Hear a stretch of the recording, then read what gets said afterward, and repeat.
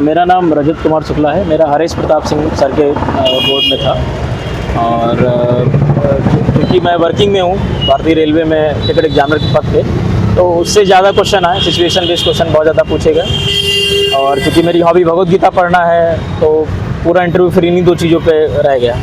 अच्छा, situation based में कौन से सवाल आपसे पूछे गए हैं बोर्ड के? सिचुएशन बेस्ड में जो पहला क्वेश्चन यही था कि उन्होंने एक स्थिति दी थी कौरव पांडवों के बीच की कि कैसे युद्ध हुआ और उसमें क्या आप मानते हैं कि किस हिसाब से मतलब अधर्म या धर्म का हुआ, आप कैसे जस्टिस करते हैं, क्योंकि पांडवों ने भी कई ऐसी स्थितियों में किया जिससे लगता है कि उन्होंने मतलब गलत किया, तो इसको आप कैसे इम्प्लीमेंट करते हैं एज एसडीएम। उन्होंने एक सिचुएशन दी थी कि ऐसी सिचुएशन आपके मतलब कोई सिचुएशन नहीं थी, उन्होंने कहा कि इस तरह की सिचुएशन आती है डिलेमा टाइप की, एथिकल डिलेमा, तो आप कैसे उसमें रूल बेस्ड रहेंगे या। तो मैंने उनको बताया था।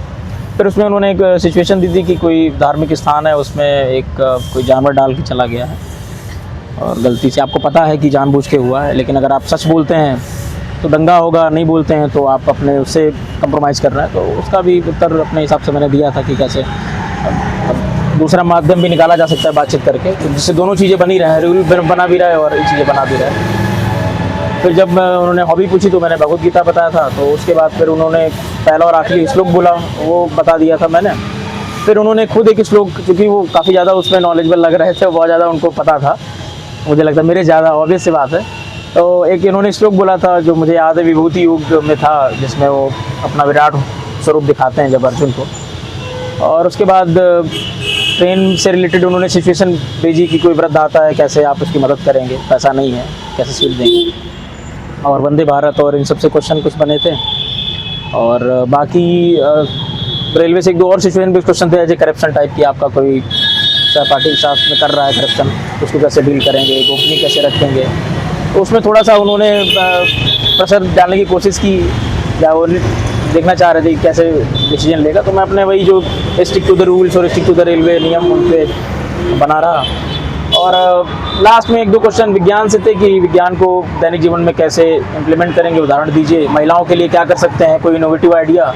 वो मैंने ड्रोन्स के स्कीम को बताकर उसको बता दिया था, और उसमें कैसे आप इनोवेशन करके महिलाओं को आगे ला सकते हैं, बस। अच्छा, प्रीलिम्स की तैयारी कैसे आपने की थी जो है इसमें सीसेट को, आप क्या बताना चाहेंगे? प्रीलिम्स के लिए मैंने जो बेसिक्स लगभग जो सबका रहता है, जो क्योंकि मैं यूपीएससी की भी साथ में तैयारी कर रहा हूँ, तो उसी के हिसाब से मैंने जो बेसिक्स एनसीईआरटी साथ जो फंडामेंटल्स जो कुछ बुक्स हैं उनको पढ़ाई की। और प्रीलिम आने से पहले जो घटना चक्र, इनका इस्तेमाल करना थोड़ा सा फ़ायदेमंद हो जाता है। और करंट अफेयर, और एक जो खासियत मैं स्वयं बता दूँ कि सब पढ़ते हैं न्यूज़पेपर, तो मेरा भी न्यूज़पेपर लगभग डेली पढ़ना होता है, उसके छोटे नोट्स बना लेता हूँ। तो उसका कौन सा अच्छा आप पेपर पढ़ते थे हिंदी में, जैसे अगर कोई बच्चा जानना चाहता है? मैं इंडियन एक्सप्रेस चूँकि पढ़ता था जी। और अभी इंटरव्यू के लिए मैंने इंटरव्यू के लिए मैंने दैनिक जो अभी दैनिक सत्ता करके जनसत्ता, वो मैंने पढ़ना शुरू किया था। अच्छा, मेंस में जैसे किताबें काफ़ी मोटी होती हैं, लक्ष्मीकांत की हुई, स्पेक्ट्रम की हुई, इसकी तैयारी कैसे आपने की थी, जो क्योंकि आप जॉब में भी हैं, इसके साथ में तैयारी चूँकि मेरी जब मैं पोस्ट ग्रेजुएट कर रहा था अपना, तो उसी के स्टार्ट हो गई थी। तो क्योंकि मुझे याद है उस समय कोरोना पीरियड था, समय काफ़ी मिल गया था पढ़ने का, तो उसमें मैंने जो भी फंडामेंटल बुक्स थी इनके शॉर्ट नोट्स प्रिपेयर किए और उनको मल्टीपल रिवीजन किया, तो उससे थोड़ा हेल्प मिला।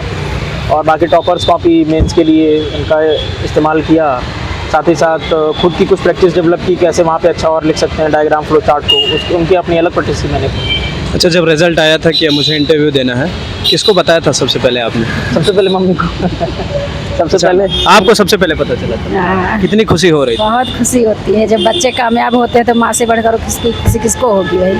और वैसे तो पूरे परिवार को है, इनके दादी बाबा को तो बहुत ही ज़्यादा है। अच्छा। लेकिन अब ये है कि बच्चा जब आगे बढ़ता है तो सबसे ज़्यादा खुशी तो माँ बाप को होती है। अच्छा, मतलब जब भैया पढ़ते थे तो कुछ घर की भी जिम्मेदारियां होती हैं, क्या आप मना करती थी काम करने से, जो कुछ ऐसे खेत वोत के काम रहते थे, या दिन भर बोलते थे? ऐसा कुछ काम ही नहीं है, क्योंकि हम लोग गांव में रहते नहीं हैं। अच्छा। लखनऊ में रहते हैं, खेती वेती सब गांव में इनके बाबा चाचा लोग देखते हैं। अच्छा अच्छा। तो मेरा तो यही रहता है, बस पढ़ाई करो, काम तो बाद में होता रहेगा।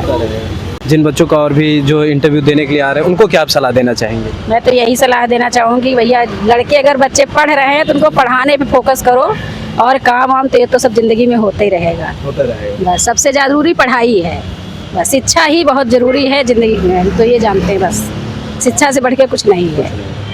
अच्छा, यूपी स्पेशल में जैसे अब जुड़ गया है जो है यूपी स्पेशल का, कैसे आपने इसकी तैयारी की थी? मुझे याद है कि चूँकि मैं वर्किंग में था, तो जब रिजल्ट काफ़ी देर में चूँकि आया था, तो उस समय तो आइडिया भी नहीं था कि होना है कि नहीं होना है। तो मैं वर्किंग में था, तो मैंने छुट्टी ली थी। तो उसके बाद ये था कि जो मुझे याद है ध्येय IAS की बुक्स मैंने यूज़ की थी, तो उनसे शॉर्ट नोट्स बनाए थे। और इन्वेस्ट यूपी की जो वेबसाइट है वो काफ़ी हेल्पफुल है, और डेली न्यूज़ जो यूपी से आते रहते हैं, बजट, और उनसे कुछ शॉर्ट नोट्स बनाए, तो उनको कोड करना आसान रहा वहाँ पे। जैसे कोई डेटा है तो आंसर राइटिंग में इंट्रो में काफ़ी काम आ जाता है, बॉडी में काम आ जाता है। तो इन्वेस्ट यूपी की साइट और ध्येय IAS के बुकलेट से काफ़ी हेल्प मिला मुझे। अच्छा, लास्ट सवाल होगा कि एसए में आप क्या सजेस्ट करना चाहेंगे बच्चों को जो एसए में थोड़ा बहुत कंफ्यूज रहते हैं कि पिछले 5 साल का, 2 साल का, 3 साल का, क्या बताना चाहेंगे एसए के लिए? देखिए, उत्तर प्रदेश आयोग का तो ये देखा गया है कि फिक्स रहता है जो टॉपिक, एक लिटरेचर से आना है, एक साइंस से आना है। तो मुझे लगता है इसमें बहुत ज़्यादा दिक्कत नहीं होनी चाहिए। अगर आपको पता है कि आप लिटरेचर में अच्छा लिख सकते हैं, तो आप लिटरेचर चूज़ कर लें और उसी पे एक अच्छा ब्रॉड वे में नोट्स अपने प्रिपेयर कर लें, अच्छे से थॉट्स, अच्छे से कोट। और अगर आप साइंस बेस्ड ज़्यादा है, एग्रीकल्चर है, तो मतलब उसमें फिक्स है, ऐसा यूपीएससी जैसा वो नहीं है कि रैंडमाइजेशन नहीं है। तो आप जिस फील्ड में आप स्ट्रेंथ आपकी है, उस फील्ड को बढ़िया कर लें, उसके अच्छे नोट्स बनाएं, और बस वही है। अब तो